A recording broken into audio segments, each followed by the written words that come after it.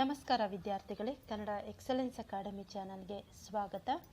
ಈ ವಿಡಿಯೋದಲ್ಲಿ 9ನೇ ತರಗತಿಯ 2ನೆಯ ಗದ್ಯಪಾಠವಾದಂತಹ ಅರಳಿಕಟ್ಟೆ ಗದ್ಯಪಾಠವನ್ನು ಬರೆದಿರುವಂತಹ ಲೇಖಕರು BGL ಸ್ವಾಮಿ.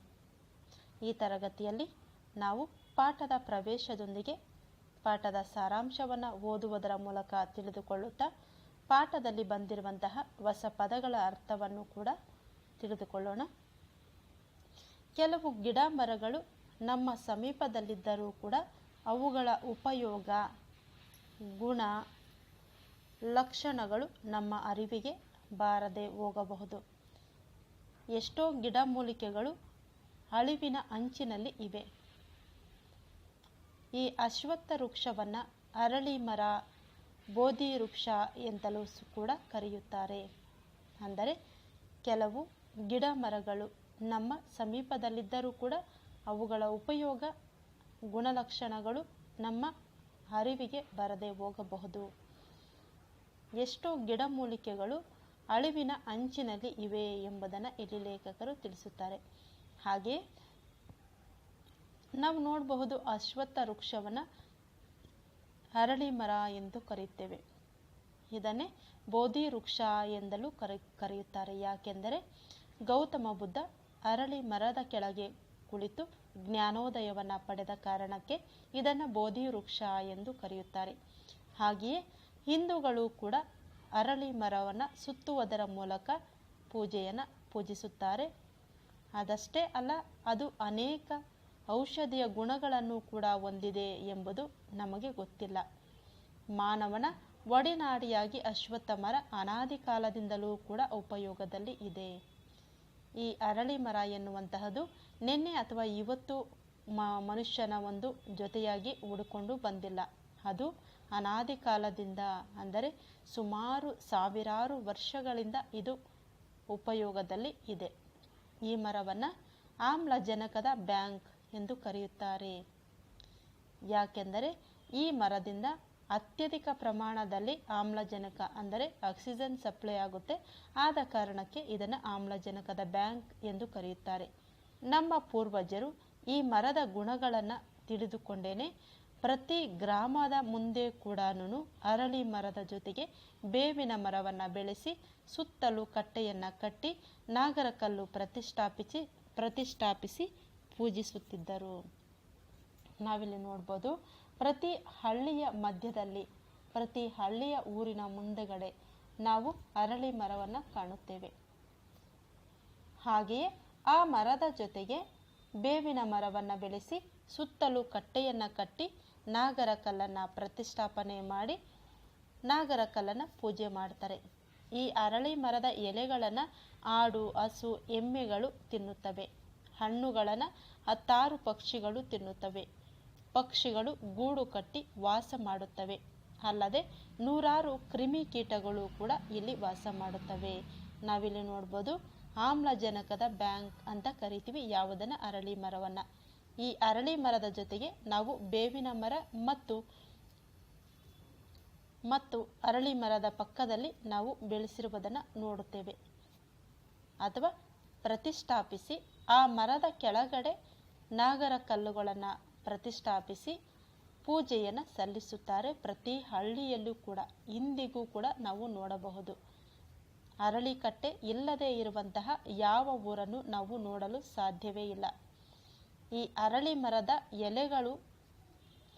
ಎಲೆಗಳಿಂದ ತುದಿಯಿಂದ ಬುಡದವರೆಗೆ, ಈ ಅರಳಿ ಮರ ಬುಡದಿಂದ ತುದಿಯವರೆಗೆ ಈ ಅರಳಿ ಮರದ ಎಲೆ, ಹೂವು, ಹಣ್ಣು, ಕಾಯಿ ಎಲ್ಲವೂ ಕೂಡ ಔಷಧಿಯ ಗುಣಗಳನ್ನು ಕೂಡ ಹೊಂದಿವೆ. ಹಾಗೆಯೇ ಧಾರ್ಮಿಕ ಭಾವನೆಯೊಂದಿಗೂ ಕೂಡ ಅರಳಿ ಮರ ನಮ್ಮೊಂದಿಗೆ ಬೆಸೆದುಕೊಂಡಿದೆ. ಈ ಅರಳಿ ಮರದ ಎಲೆಗಳನ್ನು ಆಡು, ಹಸು, ಎಮ್ಮೆಗಳು ತಿನ್ನುತ್ತವೆ. ಹಣ್ಣುಗಳನ್ನು ಪಕ್ಷಿಗಳು ತಿನ್ನುತ್ತವೆ. ಪಕ್ಷಿಗಳು ಗೂಡನ್ನು ಕಟ್ಟಿ ವಾಸವನ್ನು ಕೂಡ ಮಾಡುತ್ತವೆ. ಅಲ್ಲದೆ 100 ಕ್ರಿಮಿಕೀಟಗಳು ಕೂಡ ಈ ಮರದಲ್ಲಿ ವಾಸ ಮಾಡುತ್ತವೆ. ಬಹು ಉಪಯುಕ್ತವಾದ ಅರಳಿ ಮರವನ್ನು ನೆಟ್ಟು ಬದುಕಿನ ಸಾರ್ಥಕತೆಯನ್ನು ಕಂಡುಕೊಂಡ, ಹೃದಯ ಶ್ರೀಮಂತಿಕೆಯನ್ನು ಮೆರೆದಂತಹ ಕಡು ಬಡತನದ ಶೇಷಪ್ಪನ ಯಶೋಗಾದೆಯ ಪ್ರಸ್ತುತ ಗದ್ಯದ ತಿರುಳು. ಇಲ್ಲಿ ಇಂತಹ ಸಾರ್ಥಕ ಬದುಕನ್ನು ಬದುಕಬೇಕು ಎಂಬುದು ಲೇಖಕರ ಆಶಯ. ಇಲ್ಲಿ ಅರಳಿ ಮರದ ಒಂದು ಪ್ರಾಮುಖ್ಯತೆಯನ್ನು ತಿಳಿಸುವುದರ ಜೊತೆಗೆ ಅರಳಿ ಮರವನ್ನು ಪೂಜೆ ಮಾಡುವುದರ ಸಾಂಪ್ರದಾಯಿಕ ಹಿನ್ನೆಲೆಯನ್ನು ತಿಳಿಸುವುದರ ಮೂಲಕ ನಾವು ಅರಳಿ ಮರದ ಔಷಧಿಯ ಗುಣಗಳನ್ನು ಕೂಡ ತಿಳಿದುಕೊಳ್ಳಬಹುದು ಪಾಠದ ಪ್ರವೇಶದಲ್ಲಿ. ಅಂದರೆ ನಾವು ಪ್ರತಿಯೊಂದು ಹಳ್ಳಿಯಲ್ಲೂ ಕೂಡ ಅರಳಿಕಟ್ಟೆಯನ್ನು ನೋಡುತ್ತೇವೆ. ಅರಳಿಕಟ್ಟೆ ಇಲ್ಲದೆ ಇರುವಂತಹ ಊರನ್ನು ನಾವು ನೋಡಲು ಸಾಧ್ಯವಿಲ್ಲ. ಏಕೆಂದರೆ ಅರಳಿಕಟ್ಟೆಯು ಅತ್ಯಂತ ಹೆಚ್ಚು ಆಮ್ಲಜನಕವನ್ನು ಪೂರೈಕೆ ಮಾಡುತ್ತದೆ. ಅಂದರೆ ವೈಜ್ಞಾನಿಕವಾಗಿ ಇದು ಅತ್ಯಂತ ಪ್ರಮುಖ ಸ್ಥಾನವನ್ನು ಪಡೆದುಕೊಂಡಿದೆ. ಅಷ್ಟೇ ಅಲ್ಲದೆ ಇದು ಧಾರ್ಮಿಕವಾಗಿಯೂ ಕೂಡ ಪ್ರಾಮುಖ್ಯತೆಯನ್ನು ಪಡೆದುಕೊಂಡಿದೆ. ಬೋಧಿ ವೃಕ್ಷದ ಕೆಳಗೆ ಅಂದರೆ ಅರಳಿ ಮರದ ಕೆಳಗೆ ಗೌತಮ ಬುದ್ಧನು ಜ್ಞಾನೋದಯವನ್ನು ಪಡೆದನು. ಹಿಂದೂಗಳು ಪ್ರತಿನಿತ್ಯ ಈ ಅರಳಿಕಟ್ಟೆಯನ್ನು ಪೂಜೆ ಮಾಡುತ್ತಾರೆ. ಇಂದಿಗೂ ಕೂಡ ಹಳ್ಳಿಗಳಲ್ಲಿ ನಾವು ಪ್ರತಿನಿತ್ಯ ಬೆಳಿಗ್ಗೆ ಪೂಜೆ ಮಾಡುವುದನ್ನು ಕಾಣಬಹುದು. ಹೀಗೆ ಅರಳಿ ಮರದ ಉಪಯೋಗಗಳನ್ನು ತಿಳಿದುಕೊಂಡು ಆ ಮರಗಳನ್ನು ನೆಟ್ಟು ಬೆಳೆಸುವಂತಹ ಹೃದಯ ಶ್ರೀಮಂತಿಕೆಯನ್ನು ಮೆರೆದಂತಹ ಕಡು ಬಡತನದ ಶೇಷಪ್ಪನ ಯಶೋಗಾದೆಯನ್ನು ಪ್ರಸ್ತುತ ಗದ್ಯಪಾಠದಲ್ಲಿ ನಾವು ನೋಡಬಹುದು. ಅಂತಹ ಸಾರ್ಥಕ ಬದುಕನ್ನು ಬದುಕಬೇಕು ಎಂಬುದು ಲೇಖಕರ ಆಶಯ. ಇನ್ನು ಗದ್ಯಪಾಠವನ್ನು ರಚನೆ ಮಾಡಿರುವಂತಹ ಲೇಖಕರ ಅಥವಾ ಕೃತಿಕಾರರ ಪರಿಚಯವನ್ನು ನೋಡೋಣ. ಇಲ್ಲಿ ನೀವು ನೋಡಬಹುದು, ಗದ್ಯಪಾಠವನ್ನು ರಚನೆ ಮಾಡಿರುವಂತಹ ಲೇಖಕರು BGL ಸ್ವಾಮಿ. BGL ಸ್ವಾಮಿ ಗದ್ಯಪಾಠವನ್ನು ರಚನೆ ಮಾಡಿದ್ದಾರೆ.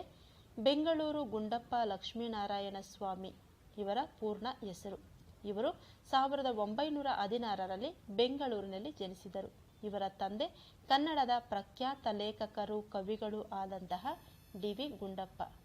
ಇವರ ಪ್ರಮುಖ ಕೃತಿಗಳು ಯಾವ್ಯಾವು ಅಂದರೆ ದೌರ್ಗಂಧಿಕ ಪಹರಣ, ಶಾಸನಗಳಲ್ಲಿ ಗಿಡ ಮರಗಳು, ನಮ್ಮ ಹೊಟ್ಟೆಯಲ್ಲಿ ದಕ್ಷಿಣ ಅಮೆರಿಕ, ಹಸಿರು ಹೊನ್ನು, ಪಂಚಕಲಶ ಗೋಪುರ, ಕಾಲೇಜು ರಂಗ, ಕಾಲೇಜು ತರಂಗ, ತಮಿಳು ತಲೆಗಳ ನಡುವೆ ಮುಂತಾದವು ಇವರ ಪ್ರಮುಖ ಕೃತಿಗಳನ್ನು ಗಮನಿಸಿ.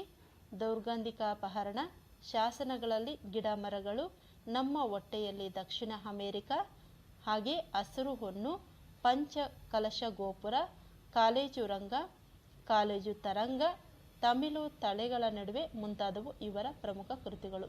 ಇನ್ನು ಇವರಿಗೆ ರಾಜ್ಯ ಸಾಹಿತ್ಯ ಅಕಾಡೆಮಿ ಪ್ರಶಸ್ತಿ, ಕೇಂದ್ರ ಸಾಹಿತ್ಯ ಅಕಾಡೆಮಿ ಪ್ರಶಸ್ತಿಗಳು ಕೂಡ ಬಂದಿವೆ. ಶ್ರೀಯುತರು 1980ರಲ್ಲಿ ಇಹಲೋಕವನ್ನು ತ್ಯಜಿಸಿದರು. ಪ್ರಸ್ತುತ ಅರಳಿಕಟ್ಟೆ ಎಂಬ ಗದ್ಯ ಭಾಗವನ್ನು BGL ಸ್ವಾಮಿ ಅವರ ಹಸಿರು ಹೊನ್ನು ಎನ್ನುವಂತಹ ಕೃತಿಯಿಂದ ಆಯ್ಕೆಯನ್ನು ಮಾಡಿಕೊಳ್ಳಲಾಗಿದೆ. ಮಕ್ಕಳೇ ಗಮನಿಸಿ, ಇಲ್ಲಿ ನೀವು ಪ್ರಮುಖವಾಗಿ ತಿಳಿಯಬೇಕಾದದ್ದು BGL ಸ್ವಾಮಿ ಅವರ ಪೂರ್ಣ ಹೆಸರು ಏನು, ಇವರು ಎಲ್ಲಿ ಜನಿಸಿದರು, ಹಾಗೂ ಇವರ ಪ್ರಮುಖ ಕೃತಿಗಳು ಯಾವ್ಯಾವು, ಇವರ ತಂದೆಯ ಹೆಸರು ಏನು, ಹಾಗೆಯೇ ಇವರ ಯಾವ ಕೃತಿಯಿಂದ ಪ್ರಸ್ತುತ ಗದ್ಯಪಾಠವನ್ನು ಆಯ್ಕೆ ಮಾಡಿಕೊಳ್ಳಲಾಗಿದೆ. ಇಲ್ಲಿ BGL ಸ್ವಾಮಿ ಅವರ ಪೂರ್ಣ ಹೆಸರು ಬೆಂಗಳೂರು ಗುಂಡಪ್ಪ ಲಕ್ಷ್ಮೀನಾರಾಯಣ ಸ್ವಾಮಿ. ಇನ್ನು ಇವರು ಜನಿಸಿದ್ದು ಬೆಂಗಳೂರಿನಲ್ಲಿ. ಇವರ ತಂದೆಯ ಹೆಸರು DV ಗುಂಡಪ್ಪ. ಇವರ ಪ್ರಮುಖ ಕೃತಿಗಳು ದೌರ್ಗಂಧಿಕ ಅಪಹರಣ, ಶಾಸನಗಳಲ್ಲಿ ಗಿಡಮರಗಳು, ನಮ್ಮ ಹೊಟ್ಟೆಯಲ್ಲಿ ದಕ್ಷಿಣ ಅಮೆರಿಕ, ಹಸಿರು ಹೊನ್ನು, ಪಂಚಕಲಶ ಗೋಪುರ, ಕಾಲೇಜು ರಂಗ, ಕಾಲೇಜು ತರಂಗ, ತಮಿಳು ತಲೆಗಳ ನಡುವೆ ಮುಂತಾದವು ಇವರ ಪ್ರಮುಖ ಕೃತಿಗಳು. ಇವರಿಗೆ ಇನ್ನು ಪ್ರಸ್ತುತ ಗದ್ಯ ಭಾಗವನ್ನು ಅಂದರೆ ಅರಳಿಕಟ್ಟೆ ಗದ್ಯ ಭಾಗವನ್ನು BGL ಸ್ವಾಮಿ ಅವರ ಹಸಿರು ಹೊನ್ನು ಕೃತಿಯಿಂದ ಆಯ್ಕೆಯನ್ನು ಮಾಡಿಕೊಳ್ಳಲಾಗಿದೆ. ನಂತರ ನಾವು ಗದ್ಯಪಾಠದಲ್ಲಿ ಬಂದಿರುವಂತಹ ಪದಗಳ ಅರ್ಥವನ್ನು ನೋಡೋಣ. ಮೊದಲನೇ ಪದ ಆದರ ಎಂಬ ಪದದ ಅರ್ಥ ಪ್ರೀತಿ, ಗೌರವ. ಉದ್ಧರಣೆ ಅಂದರೆ ತೀರ್ಥದ ಸಣ್ಣ ಚಮಚವನ ಉದ್ಧರಣೆ ಎಂದು ಕರೆಯುತ್ತಾರೆ. ಕಾಪು ಎಂದರೆ ಕಾಯುವಿಕೆ, ಕಾವಲು, ರಕ್ಷಣೆ ಎಂಬ ಅರ್ಥ. ಕೃಶ ಅಂದರೆ ಬಡಕಲು ಅಥವಾ ಅಶಕ್ತ ಎಂಬ ಅರ್ಥ. ಪ್ರತಿಷ್ಠೆ ಅಂದರೆ ಸ್ಥಾಪನೆ. ರಿಟೈರ್ ಅಂದರೆ ಇದು ಇಂಗ್ಲಿಷ್ ಪದ. ನಿವೃತ್ತಿ ಎಂಬ ಅರ್ಥ. ಸತ್ರ ಅಂದರೆ ಛತ್ರ, ಸಾಷ್ಟಾಂಗ ಬೀಳು ಅಂದರೆ ದೀರ್ಘ ದಂಡ ನಮಸ್ಕಾರ ಮಾಡು ಎಂದು ಅರ್ಥ. ಇನ್ನು ಉತ್ಕಟ ಅಂದರೆ ಪ್ರಬಲ ಎಂಬ ಅರ್ಥವನ್ನು ನೀಡುತ್ತದೆ. ವಿದ್ಯುಕ್ತ ಅಂದರೆ ಕೆಲಸದಲ್ಲಿ ತೊಡಗಿದ, ಪ್ರಯತ್ನಿಸಿದ ಎಂಬ ಅರ್ಥವನ್ನು ನೀಡಿದರೆ. ಕೃತ್ಯ ಅಂದರೆ ಸಾರ್ಥಕ, ಧನ್ಯ, ಇಚ್ಛೆ ಪೂರ್ಣಗೊಂಡ ಎಂಬ ಅರ್ಥ. ಇನ್ನು ಕಾರ್ಪೊರೇಷನ್ ಅಂದರೆ ಇದೊಂದು ಇಂಗ್ಲಿಷ್ ಪದದ ಅರ್ಥ ನಗರ ಪಾಲಿಕೆ ಎಂದು ಅರ್ಥ. ನಾವಿಲ್ಲಿ ಬೆಂಗಳೂರಲ್ಲಿ ಕಾರ್ಪೊರೇಷನ್ ಆಫೀಸ್ ಅಂತೀವಿ, ಅದೇ ನಗರ ಪಾಲಿಕೆ ಕನ್ನಡದಲ್ಲಿ. ವಿಘ್ನ ಅಂದರೆ ಅಡಚಣೆ. ವೃದ್ಧ ಅಂದರೆ ವಯಸ್ಸಾದ ವ್ಯಕ್ತಿ ಅಥವಾ ಮುದುಕ.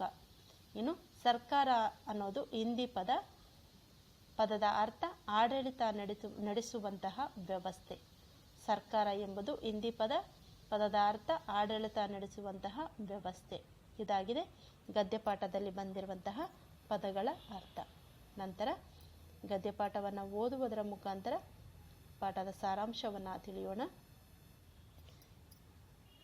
ನನ್ನ ಚಿಕ್ಕಂದಿನಲ್ಲಿ ನಮ್ಮ ಮನೆಗೊಬ್ಬ ವೃದ್ಧರು ಬರುತ್ತಿದ್ದರು.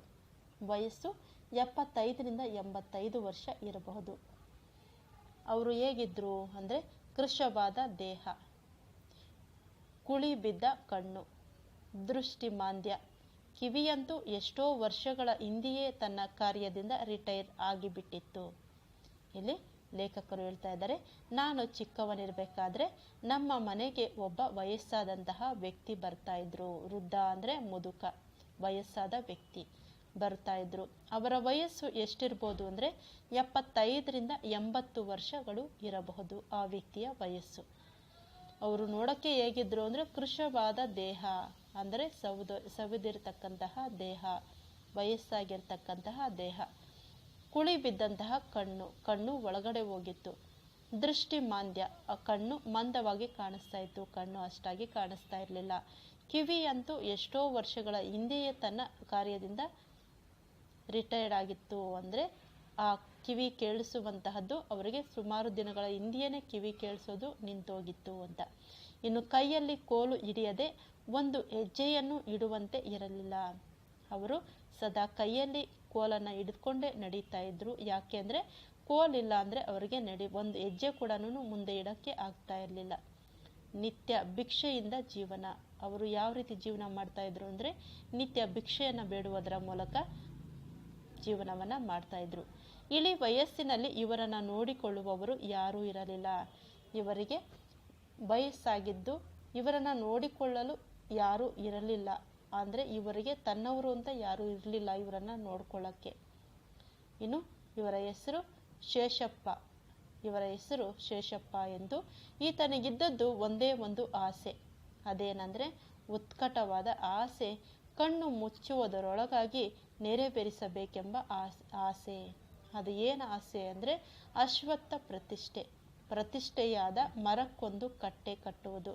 ಈ ಎರಡು ಕರ್ತವ್ಯಗಳವರೇ ಅವರ ಹೆಗಲ ಮೇಲೆ ಭಾರವಾಗಿ ಏರಿಕೊಂಡಿದ್ದು ಬಹಳ ತೊಂದರೆ ಕೊಡುತ್ತಿದ್ದವಂತೆ. ಈ ಕಾರ್ಯಕ್ಕಾಗಿ ಅವರು ಉದ್ದೇಶಿಸಿದ ಪ್ರದೇಶ ಬಸವನಗುಡಿಯಲ್ಲಿರುವ ಬೆಂಗಳೂರು ಮಲ್ಲಿಕಾರ್ಜುನ ಸ್ವಾಮಿ ಗುಡಿಯ ಮುಂಭಾಗ. ಅದು ಸರ್ಕಾರಕ್ಕೋ ಕಾರ್ಪೊರೇಷನ್ಗೂ ಸೇರಿದ್ದು. ಕಟ್ಟೆ ಹಾಕುವುದಕ್ಕೆ ಈ ಸಂಸ್ಥೆಗಳವರು ಏನೋ ತಕರಾರು ಎತ್ತಿದ್ದರು. ವೃದ್ಧರ ಯತ್ನಕ್ಕೆ ವಿಘ್ನಗಳನ್ನು ಒಡ್ಡಿದ್ದರು. ಇದರ ವಿಷಯವಾಗಿ ಮಾತುಕತೆ ಮಾಡಿಕೊಂಡು ಹೋಗುವುದಕ್ಕೆ ನನ್ನ ತಂದೆಯವರ ಬಳಿ ಬರುತ್ತಿದ್ದರು. ಇಲ್ಲಿ ಲೇಖಕರು ಹೇಳ್ತಿದ್ದಾರೆ ಶೇಷಪ್ಪನ ಬಗ್ಗೆ. ಇವರಿಗೆ ಒಂದು ಅತಿಯಾದ ಆಸೆ ಇತ್ತು, ಅತಿಯಾದ ಒಂದು ಕೋರಿಕೆ ಇತ್ತು. ಪ್ರತಿಷ್ಠೆ ಅಂದರೆ ಒಂದು ಕೋರಿಕೆ ಇತ್ತು. ಅದು ಏನಪ್ಪ ಅಂದರೆ ಕಣ್ಣು ಮುಚ್ಚುವುದರೊಳಗೆ ಅಂದರೆ ತಾನು ಸಾಯುವುದಕ್ಕೆ ಮೊದಲು ಒಂದು ಅಶ್ವತ್ಥ ಕಟ್ಟೆಯನ್ನು ಪ್ರತಿಷ್ಠಾಪನೆ ಮಾಡಬೇಕು. ಅಶ್ವತ್ಥ ಮರವನ್ನು ಬೆಳೆಸಿ ಆ ಮರಕ್ಕೊಂದು ಕಟ್ಟೆಯನ್ನು ಕಟ್ಟುವುದು. ಆ ಮರಕ್ಕೊಂದು ಕಟ್ಟೆಯನ್ನು ಕಟ್ಟಿ ಆ ಎರಡು ಕರ್ತವ್ಯಗಳವರೇ ಅವರ ಮೇಲೆ ಭಾರವಾಗಿ ಹೇರಿಕೊಂಡಿದ್ದವು. ಅವುಗಳನ್ನು ಈಡೇರಿಸಲೇಬೇಕು ಅನ್ನೋ ಒಂದು ಆಸೆ ಅವರದಾಗಿತ್ತು. ಏನಂದರೆ ಒಂದು ಅರಳಿ ಮರವನ್ನು ಬೆಳೆಸಿ, ಅರಳಿ ಗಿಡವನ್ನು ನೆಟ್ಟು ಅದನ್ನು ಬೆಳೆಸಿ ಅದಕ್ಕೊಂದು ಕಟ್ಟೆಯನ್ನು ಕಟ್ಟುವುದು. ಹೀಗೆ ಬಹಳ ತೊಂದರೆ ಪಡ್ತಾ ಇದ್ರು ತನ್ನ ಪ್ರತಿಷ್ಠೆಯನ್ನು ಈಡೇರಿಸಿಕೊಳ್ಳಲು. ಈ ಕಾರ್ಯಕ್ಕಾಗಿ ಅವರು ಉದ್ದೇಶಿಸಿದಂತಹ ಪ್ರದೇಶ, ಅವರು ಆ ಒಂದು ಅರಳಿ ಕಟ್ಟೆಯನ್ನು ಕಟ್ಟಬೇಕು ಅಂತ ಒಂದು ನಿರ್ಧಾರವನ್ನು ಅವರು ಯಾವ ಪ್ರದೇಶದಲ್ಲಿ ಮಾಡಬೇಕೆಂದು ಅವರು ನಿರ್ಧಾರವನ್ನು ತೆಗೆದುಕೊಂಡಿದ್ದರು ಅಂದರೆ ಬಸವನಗುಡಿಯಲ್ಲಿ. ಇದು ಬೆಂಗಳೂರಲ್ಲಿರುವಂತಹ ಬಸವನಗುಡಿಯಲ್ಲಿ ಮಲ್ಲಿಕಾರ್ಜುನ ಸ್ವಾಮಿ ಗುಡಿಯ ಮುಂಭಾಗ, ಮಲ್ಲಿಕಾರ್ಜುನ ಸ್ವಾಮಿ ಗುಡಿಯ ಮುಂದುಗಡೆ ಈ ಒಂದು ಅಶ್ವತ್ಥ ಕಟ್ಟೆಯನ್ನು ಕಟ್ಟಬೇಕು ಅಂತ ಆಸೆ ಪಟ್ಟಿರ್ತಾರೆ. ಈ ಒಂದು ಸ್ಥಳ ಎಲ್ಲಿ ಅಂದರೆ ಬೆಂಗಳೂರಿನ ಬಸವನಗುಡಿಯಲ್ಲಿ.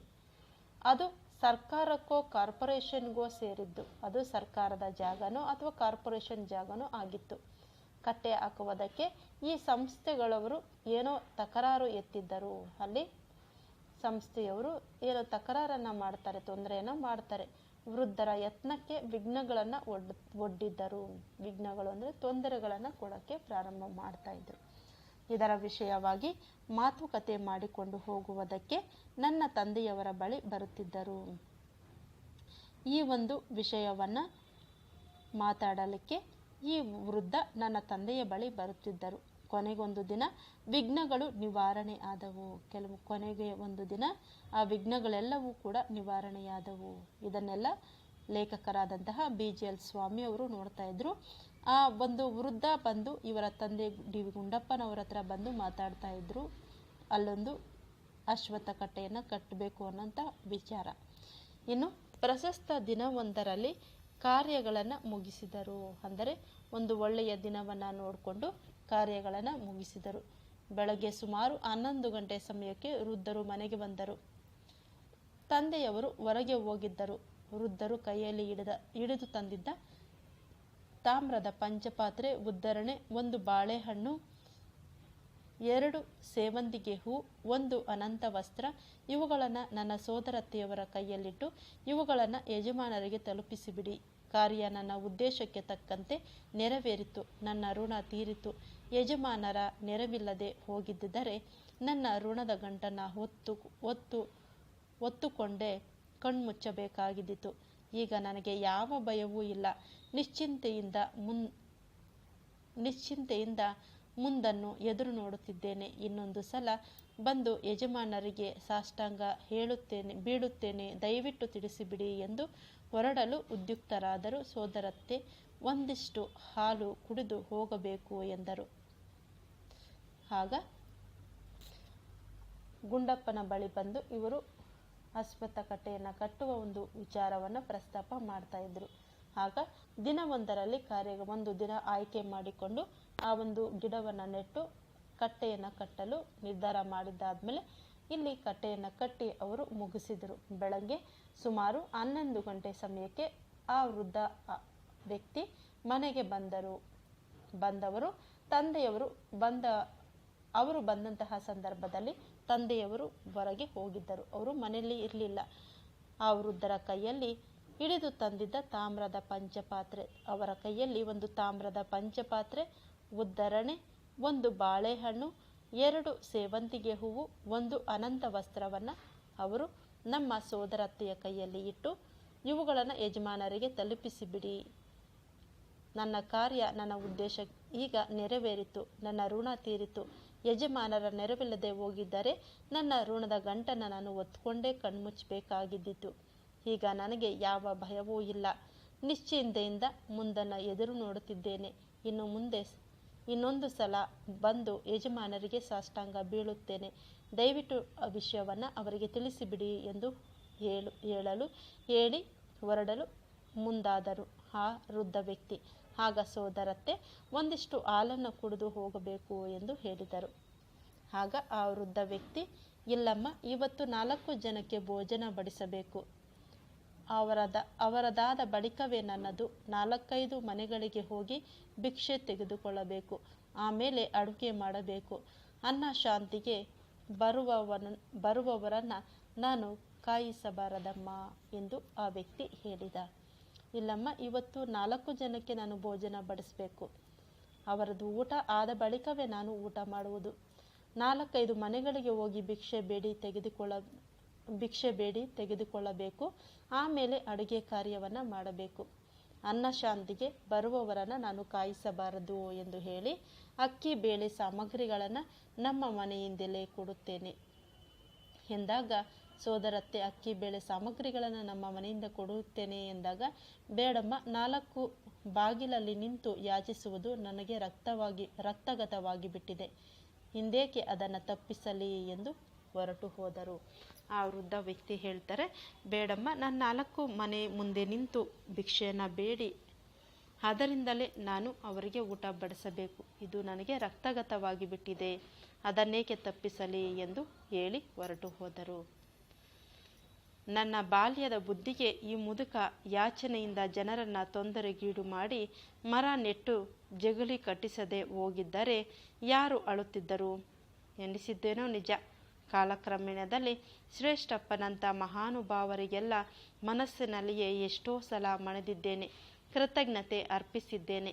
ಅವರ ಜೀವಿತದಲ್ಲಿ ಯಾವುದೋ ಒಂದು ತಮ್ಮ ಸ್ವಧರ್ಮ ದೃಷ್ಟಿಯಲ್ಲಿ ಸರಿಯೆಂದು ಪ್ರೇರಿತವಾದ ಯಾವುದೋ ಒಂದು ಉದ್ದೇಶವನ್ನು ಕಂಡುಕೊಂಡು ಅದನ್ನು ತನ್ನ ಋಣ ತೀರಿಸಲು ಕರ್ತವ್ಯವೆಂದು ಬಗೆದು ತದೇಕ ಚಿತ್ತದಿಂದ ಅವರ ಸಾಧನೆಯಲ್ಲಿ ತೊಡಗಿ ಪೂರೈಸಿ ಕೃತಕೃತ್ಯರಾದವರು ಮಹಾನುಭಾವರು ಎಂದು ನನ್ನ ತಿಳುವಳಿಕೆ. ಇಂತಹವರ ಸತತವಾದ ನಿಷ್ಠೆಯಿಂದಲೇ ಬೀದಿಗೊಂದು ಹಳ್ಳಿಗೊಂದು ಅಶ್ವತ್ಥ ಕಟ್ಟೆ ತಲೆ ಎತ್ತಿವೆ.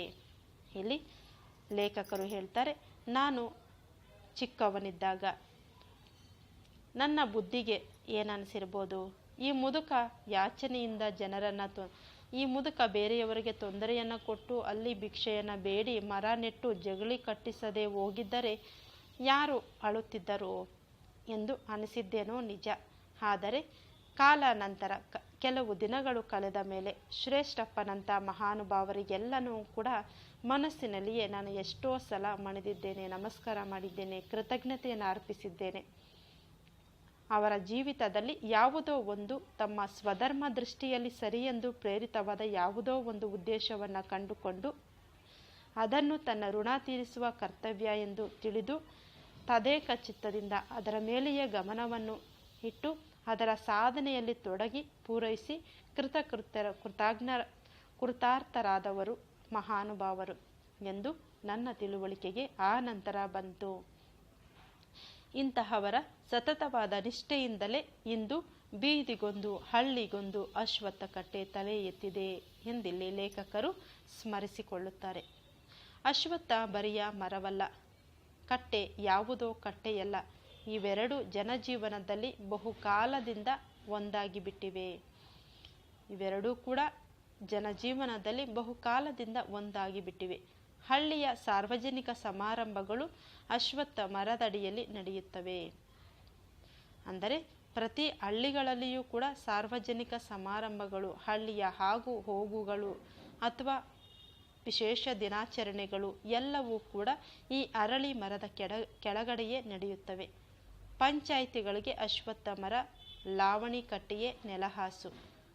ಮದುವೆ ಮುಂಜಿಗಳಿಗೆ ಪ್ರಶಸ್ತವಾದ ಪವಿತ್ರವಾದ ಕಲ್ಯಾಣ ಮಂಟಪ, ಪ್ರವಾಸಿಗಳಿಗೂ ಯಾತ್ರಾರ್ಥಿಗಳಿಗೂ ಆದರವೀಯುವ ಸತ್ರ.